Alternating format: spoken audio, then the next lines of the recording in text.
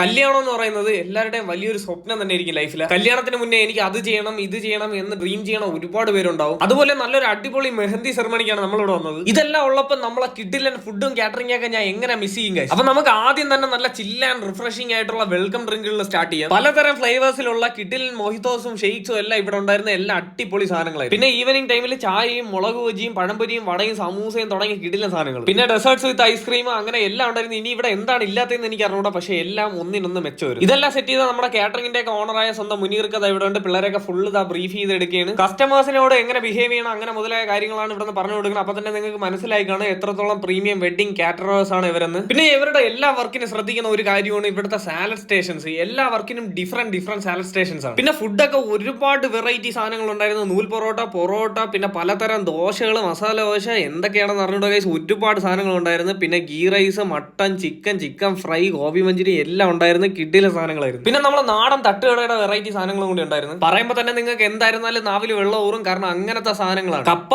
കാച്ചില്, ചേമ്പ്, ചേന, പിന്നെ കോട്ടയം മീൻകറി, പിന്നെ നല്ലൊരു അടാറ് ചമ്മന്തി. പിന്നെ ഇവിടുത്തെ ആംബിയൻസ് ഒക്കെ അകത്തുള്ളത് എടുത്ത് പറയേണ്ട തന്നെ കിഡിലെ അറേഞ്ച്മെന്റ്സ് ആയിരുന്നു. പിന്നെ നമ്മളെ കുറച്ച് ഫുഡ് ബ്ലോഗേഴ്സും കൂടി ഉണ്ടായിരുന്നു. നമ്മളെല്ലാവരും കൂടി ഒരുമിച്ചിരുന്നാണ് കഴിച്ചത്. നമ്മൾ കഴിച്ച എല്ലാം നല്ല അടിപൊളി ഫുഡുകളായിരുന്നു, പറയാതിരിക്കാൻ വയ്യ. അപ്പൊ നെക്സ്റ്റ് ഇവന്റ് വർക്കൊക്കെ പ്ലാൻ ചെയ്യുമ്പോൾ നിങ്ങൾ ഉറപ്പായിട്ട് ഇവരെ കോൺടാക്ട് ചെയ്യാൻ മറക്കണ്ട. നമ്മുടെ സ്വന്തം അൽമാസ് വെഡിങ്. ബാക്കി ഡീറ്റെയിൽസ് ഞാൻ താഴെ കൊടുത്തിരിക്കാം. സ്റ്റേ ഫോളോ സാൻഫുഡീസ് TV.